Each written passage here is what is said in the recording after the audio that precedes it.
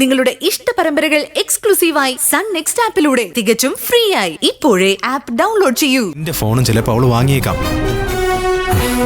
നമ്മൾ വിചാരിച്ച പോലെയൊന്നും അല്ല അവള്. ശരിക്കും IPS കാരി ആവേണ്ടവള് തന്നെയാ. ഞാൻ അവളെ IPS പോയിട്ട് ഒരു പോലീസുകാരി പോലും ആക്കില്ല. ഇനി എന്തെങ്കിലും ഉണ്ടെങ്കിൽ ഞാൻ വിളിച്ചോളാം. ഇവിടെ അധിക സമയം പിടിച്ചു നിൽക്കാൻ പറ്റുമെന്ന് തോന്നുന്നില്ല. എല്ലാവരും എന്നെ സംശയത്തോടെ നോക്കുന്നത്. നീ ഫോൺ വെച്ചിട്ട് അങ്ങോട്ട് ചെല്ലേ. ഞാൻ ശശീന്ദ്രൻ ഡോക്ടറെ ഒന്ന് വിളിക്കട്ടെ. അയ്യോ, ഫോൺ വെക്കല്ലേ. ഒന്ന് പറയാൻ വിട്ടു. അവിടെ ഇപ്പോ ശ്രേയെ നോക്കുന്നത് പഴയ ജെസ്സി ഡോക്ടറാ. അവരിപ്പോ ഈ ഹോസ്പിറ്റലിലാ. Jessy doctor.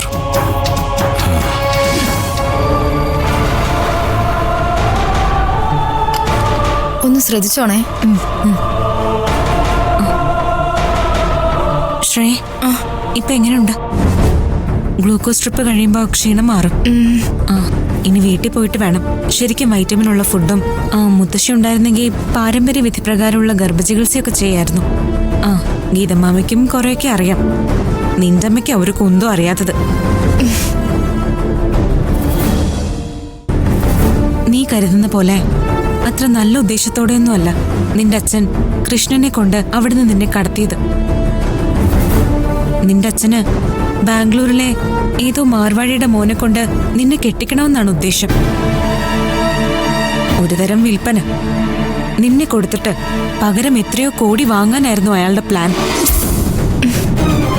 അതിന് നീ അബോർഷൻ ചെയ്യണം. ഗർഭിണിയായ ഒരു പെണ്ണിനെ കൊണ്ട് വിവാഹം കഴിപ്പിക്കാൻ പറ്റില്ലല്ലോ. ഒരു സ്ത്രീയുടെ ജീവിതത്തിലെ ഏറ്റവും ദിവ്യമായ നിമിഷങ്ങളായത്. അതുമല്ല, ഗർഭിണികൾ എപ്പോഴും ശുഭാപ്തി വിശ്വാസത്തോടെ നല്ല കാര്യങ്ങൾ മാത്രം ചിന്തിച്ച് എപ്പോഴും പോസിറ്റീവായിരിക്കണം. ലക്ഷക്കണക്കിന് സ്ത്രീകൾ ഒരു കുഞ്ഞിക്കാല് കാണാൻ നോമ്പ് നോറ്റിരിപ്പുണ്ട്. എപ്പോഴും ആ ചിന്ത വേണം.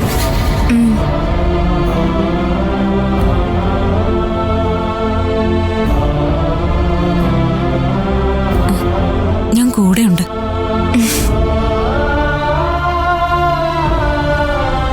അച്ഛനെ കുറിച്ചൊക്കെ ദർശന പറയും മുമ്പ് എനിക്ക് മനസ്സിലായി.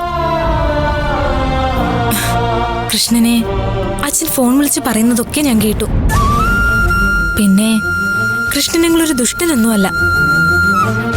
അങ്കിളിനെ വളരെ നന്നായിട്ടാ നോക്കിയത്.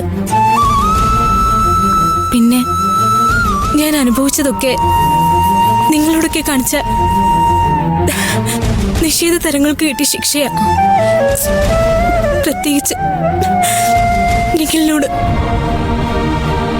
അന്ന് രാത്രിയിലും അവൻ എന്നോട് എല്ലാം പറഞ്ഞതാ. പോകാമെന്നൊക്കെ. പക്ഷെ ഞാൻ വേണ്ട. ഇനി അതൊക്കെ മറക്കണം. ഞാൻ പറഞ്ഞില്ലേ, പോസിറ്റീവ് തിങ്കിങ് മാത്രം. ദേ, മനസ്സിലൊരു താരാട്ട് പാടിക്കും. ഇനി നിന്റെ ശരീരം പ്രകൃതിയുടെ നിയമം അനുസരിച്ച് മാറിക്കൊണ്ടേയിരിക്കും. ഒരമ്മയാവാനുള്ള ഒരുക്കങ്ങൾ.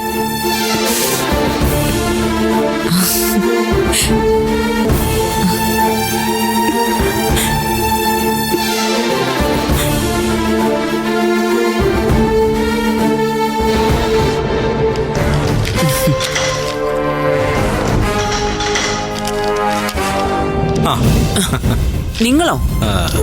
നിങ്ങൾ എങ്ങനെ ഇവിടെ എത്തി? ആരാ നിങ്ങളെ ഇങ്ങോട്ട് കടത്തി വിട്ടത്? ഡോക്ടർ പേടിച്ചു പോയോ? എന്തിനാ എന്നെ ഇങ്ങനെ പേടിക്കുന്നത്? ഞാനൊരു പാവല്ലേ. നിങ്ങൾ എന്തിനാ ഇങ്ങോട്ട് വന്നത്? ഞാൻ ഈ ഹോസ്പിറ്റലിൽ ഉണ്ടെന്ന് ആര് പറഞ്ഞു? എനിക്ക് നിങ്ങളോടൊന്നും സംസാരിക്കാനില്ല. മനുഷ്യനെ ബുദ്ധിമുട്ടിക്കാതെ പോകുന്നുണ്ടോ? അതോ ഞാൻ പോലീസിനെ വിളിക്കണോ? അത് കൊള്ളാം. എന്റെ മോളെ നിങ്ങളുടെ ഹോസ്പിറ്റലിൽ അഡ്മിറ്റ് ചെയ്തിട്ട് എനിക്ക് എന്റെ മോളെ കാണാൻ വന്നൂടെ? അതെന്ത് ന്യായമാ ഡോക്ടറെ? ഡോക്ടർ ഇരിക്കേ, നമുക്ക് സംസാരിക്കാം. ഇരിക്കേ. ശ്രേയ എന്റെ മകളാ. ഒന്നാമത് കല്യാണം നിശ്ചയിച്ച പെണ്ണാ, അതും ഗർഭിണി. അത് അവക്കൊരബദ്ധം പറ്റിയതാ. എന്നുവെച്ച് ഞാനവളുടെ അച്ഛനല്ലേ. എനിക്ക് അവളെങ്ങനെ ഉപേക്ഷിക്കാൻ പറ്റൂ? അവൾ കഴിഞ്ഞൊരു രാത്രി മുഴുവൻ മിസ്സിംഗ് ആയിരുന്നു. ഞാൻ അനുഭവിച്ച ടെൻഷൻ. അവള് സേഫായിട്ട് തിരിച്ചു വന്നു എന്നറിഞ്ഞപ്പോ ഉണ്ടായ ഒരു ആശ്വാസം. അവളിപ്പോ ഹോസ്പിറ്റലിൽ അഡ്മിറ്റായി എന്നറിഞ്ഞപ്പോ വീണ്ടും ടെൻഷനായി. നിങ്ങൾക്കും ഒരു മകളുള്ളതല്ലേ? അവൾ ഹോസ്പിറ്റലായി എന്നറിഞ്ഞ ഡോക്ടർക്കും ടെൻഷനാവില്ലേ? അതുപോലല്ലേ ഡോക്ടർ എൻ്റെ മകളും? ഡോക്ടർ ഇപ്പൊ ചിന്തിക്കുന്നുണ്ടാവും, ഡോക്ടറുടെ മകളൊരു കൊച്ചു കുട്ടിയല്ലേ എന്ന്. ഡോക്ടർ പേപ്പറൊന്നും വായിക്കാറില്ലേ? ന്യൂസ് ഒന്നും കാണാറില്ലേ?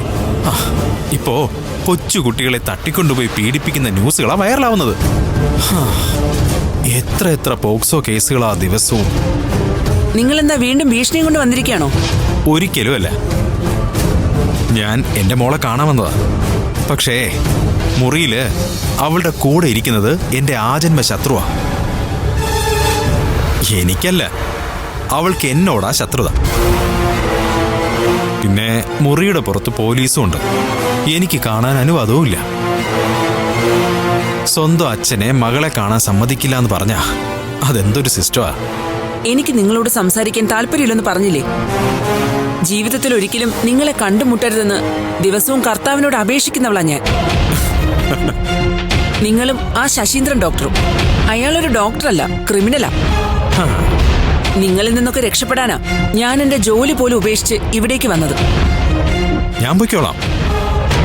ഒറ്റ റിക്വസ്റ്റ്, ഒരേ ഒരു കാര്യം, അത് പറഞ്ഞിട്ട് ഞാൻ പൊയ്ക്കോളാം. അതിനു മുമ്പ് ഒരു പേഴ്സണൽ കാര്യം ചോദിച്ചോട്ടെ. നിങ്ങളുടെ മോള് മിന്നുമോളല്ലേ? അല്ലേ? അല്ലേ? ഞാനതങ്ങ് മറന്നു. മിന്നുമോൾ ഇപ്പോഴും ആ നഴ്സറി തന്നെയല്ലേ പഠിക്കുന്നേ? അവളുടെ പേര് മീനൂന്നും മിന്നൂന്നൊന്നും അല്ല. പേര് നിങ്ങളോട് പറയേണ്ട കാര്യവും ഇല്ല. അവളിപ്പോ എന്നോടൊപ്പം ഇല്ല. നിങ്ങൾ കാരണോ എനിക്കെന്റെ മോളെ നഷ്ടമായത്. എന്നോടൊപ്പം ജീവിക്കുന്നത് അവളുടെ ജീവന് ഭീഷണിയാണെന്നും പറഞ്ഞ് എന്റെ ഹസ്ബൻഡ് എന്റെ മോളെ എന്റെ അടുത്തുനിന്ന് കൊണ്ടുപോയി. അയ്യോ, അത് കഷ്ടമായി പോയല്ലോ ഡോക്ടറെ. സാരമില്ല. ഞാനിപ്പോ ഡോക്ടറോട് പറയുന്നത്, നിങ്ങളുടെ ജീവിതത്തിൽ ഞാൻ കാരണം ഉണ്ടായ എല്ലാ കഷ്ടനഷ്ടങ്ങൾക്കും ഞാൻ പരിഹാരം ചെയ്യാം. 1 കോടി, ലക്ഷമല്ല, 1 കോടി ഇന്ത്യൻ കറൻസി ആരും അറിയാതെ ഡോക്ടറുടെ അക്കൗണ്ടിലെത്തും. എനിക്ക് ചെയ്യേണ്ടത് വളരെ നിസ്സാരമായ ഒരു ഫേവർ.